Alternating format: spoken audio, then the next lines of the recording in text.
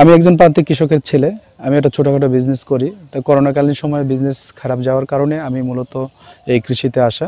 কৃষিতে এসে আমি আধুনিক কৃষির সন্ধানে অনলাইনে সার্চ করলাম, দেখলাম ইউটিউবে, দেখলাম আরও সামাজিক গণমাধ্যমে দেখলাম যে যারা সাইট্রাস নিয়ে কাজ করতেছে তারা বেশ সফল। মূলত সেখান থেকে আমি উদ্বুদ্ধ হয়ে আমি এই সাইট্রাসে চলে আসছি। তো বাংলাদেশ কৃষি গবেষণা ইনস্টিটিউট উদ্ভাবিত বাড়িকুমড়া 2 এই জাতটা নিয়ে সর্বপ্রথম এই বাগানে সিজন করি।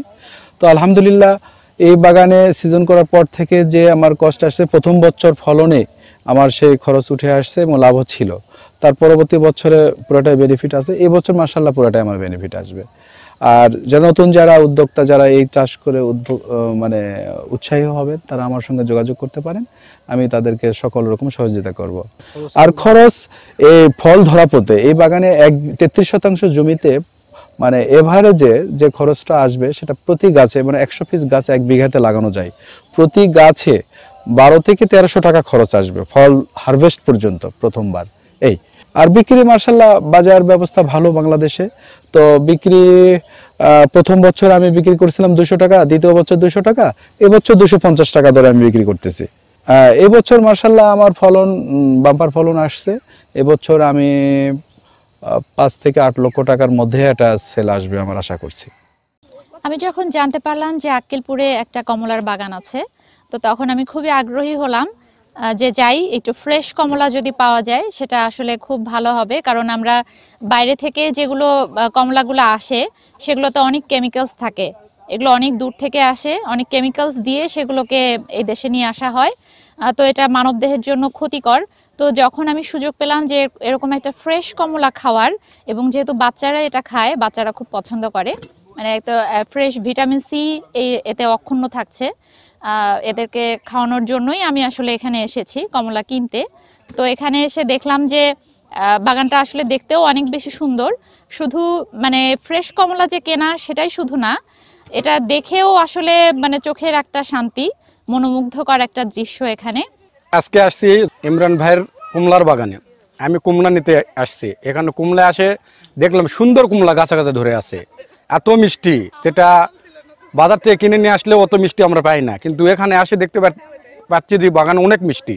আজকে আমরা আসছি ইমরান ভাইয়ের কুমলার বাগানে। ইমরান ভাই ছিল একজন উদ্যোক্তা। এখানে বর্তমানে এখানে কুমলা ধরছে, প্রচুর কুমলা ধরছে। বাজারের তুলনায় এখানে কুমলা সুস্বাদু এবং অনেক মিষ্টি। আমিও একজন স্টুডেন্ট, পড়াশোনার পাশাপাশি এরকম উদ্যোক্তা হওয়ার চেষ্টা করতেছি। কমলা খেয়েছি, দেখেছি, অনেক ভালো লেগেছে, কিনে হচ্ছে। আমি এসেছি আক্কেলপুর থেকে এই কমলা বাগানে, কিন্তু এই কমলাগুলো অনেক টেস্ট, অনেক মিষ্টি, বাগানটা অনেক সুন্দর। আক্কেলপুর উপজেলায় লেবু জাতীয় ফসলের উৎপাদন বৃদ্ধি প্রকল্পের আওতায় আমরা কৃষক মোহাম্মদ ইমরানকে একটি প্রদর্শনী দিয়েছিলাম 2020 সালে। এই প্রদর্শনীটি করা হয়েছিল বাড়িকুমড়া 2 জাত দিয়ে, এবং এটা এতদিন পরে এসে গাছ ডেভেলপমেন্টের পরে কিন্তু আপনারা এই পর্যায়ে এসেছে। এবং এটা দেখতে পাকা কমলা, হলুদ রঙের পাকা কমলা দেখতে কিন্তু মানুষজন, দর্শনার্থী দিনে দিনে ভিড় করছে, এবং মানুষজন উৎসাহিত হয়ে কিন্তু কমলা চাষাবাদের দিকে ঝুঁকছে। এটা একদিকে যেমন আমাদের উৎপাদন দেশের চাহিদা মেটাচ্ছে, আরেকদিকে যে আমাদের যে বৈদেশিক মুদ্রা, এটা কম খরচ করতে হচ্ছে, চাহিদা মেটাচ্ছে, এবং বাইরেও কিন্তু তারা উপার্জন করতে পারছে। আরেকটা বিষয় হচ্ছে যে যারা কমলা জাতীয় ফসল, বিশেষ করে মালটা, কমলা, লেবু জাতীয় ফসল, এইগুলো যারা চাষাবাদ করবেন তাদের অবশ্যই একটা প্রশিক্ষণের প্রয়োজন। কারণ কীভাবে তারা মাটিটা প্রস্তুত করে নেবেন, কীভাবে সার ম্যানেজমেন্ট করবেন, এগুলো প্রশিক্ষণ থাকলে আমরা আশা করতে পারি যে কমলা চাষে তারা সফল হবেন।